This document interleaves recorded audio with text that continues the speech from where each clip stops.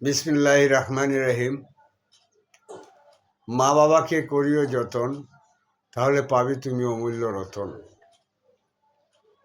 আল্লাহ তুমি সহায় হও, যেন বিচারের বাণী আগামী দিনে যেন মুছতে পারে মজলুমের চোখের পানি। দেশ ও দেশের বাইরে থেকে যারা আমার ভিডিওটা দেখছেন, সবাইকে জানাই অভিনন্দন।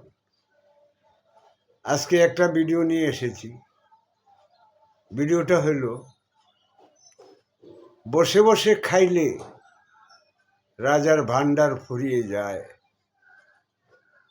ভিডিওর নাম দিয়েছি যে বসে বসে খাইলে রাজার ভান্ডারও ফুরিয়ে যায়।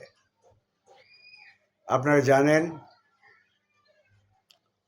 আপনি যত বড় কোটিপতি হন, যত বড় লক্ষপতি হন,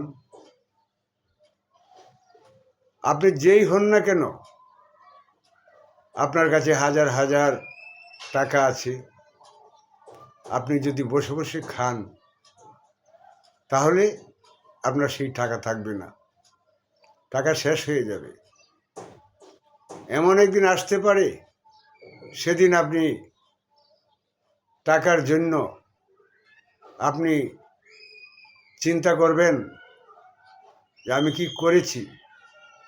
তাই বসে না থেকে আপনি যে কোনো কর্ম আপনি করতে পারেন।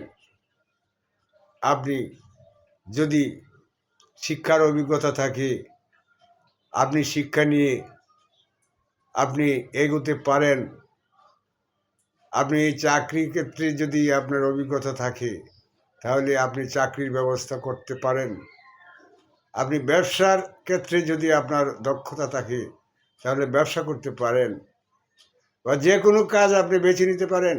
মিল ফ্যাক্টরি যেগুলি আছে, সেগুলিতে আপনি কর্মে লেগে যেতে পারেন। আমরা কি করি? আমরা কালকে কি খাবো সেটা আজকে আমরা চিন্তা করি না। আমরা কালকে চিন্তা করি যখন আমরা কাজে বের হই।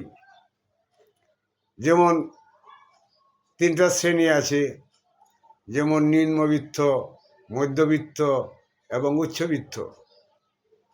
আমরা সেই চিন্তা করি না যে আমরা পরবর্তী এক মাস, সামনের যে এক মাস কিভাবে যাবে, বা 15 দিন পরে আমরা যে কিভাবে চলব, বা 2 দিন পরে যে আমরা কিভাবে চলব, সেটার চিন্তা আমরা করি না।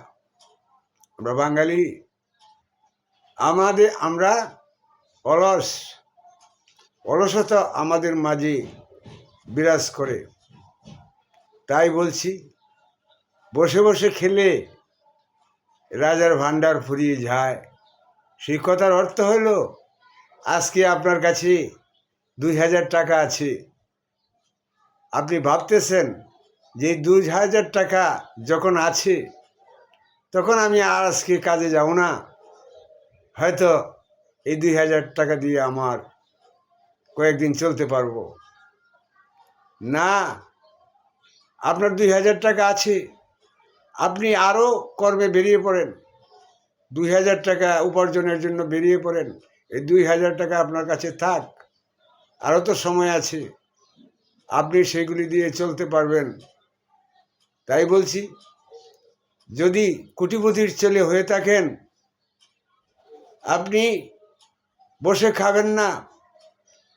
কারণ বসে খেলে আপনার যে অর্থ সম্পদ আছে, সেটা আস্তে আস্তে কমে যাবে, তখন আর উপার্জন থাকবে না। যারা শত কোটি টাকার মালিক, হাজার টাকার মালিক, তাদের সবাই একই কাজ করতে হবে, কর্ম একটা থাকতেই হবে। আপনি ব্যবসা করতে পারেন, ব্যবসায় লেগে যাবেন, অযথা সময় নষ্ট না করে ব্যবসা করবেন। তাই এটা আমরা নিম্ন শ্রেণী, যারা মধ্যবিত্ত শ্রেণী আছি, যারা আমাদের জন্য সেইটা অত্যন্ত গুরুত্বপূর্ণ।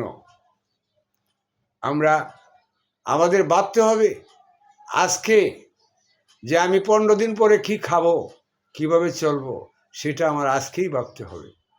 সেই ভেবে আমাদের কর্মে যেতে হবে। যাই হোক, আপনারা যে যেখান থেকে আমার ভিডিওটা দেখছেন সবাইকে শুভকামনা। ভিডিওটা যদি ভালো লেগে থাকে আপনারা লাইক কমেন্ট শেয়ার করবেন। আপনারা সবাই ভালো থাকুন, সুস্থ থাকুন, সুন্দর থাকুন। খুদা হাফেজ।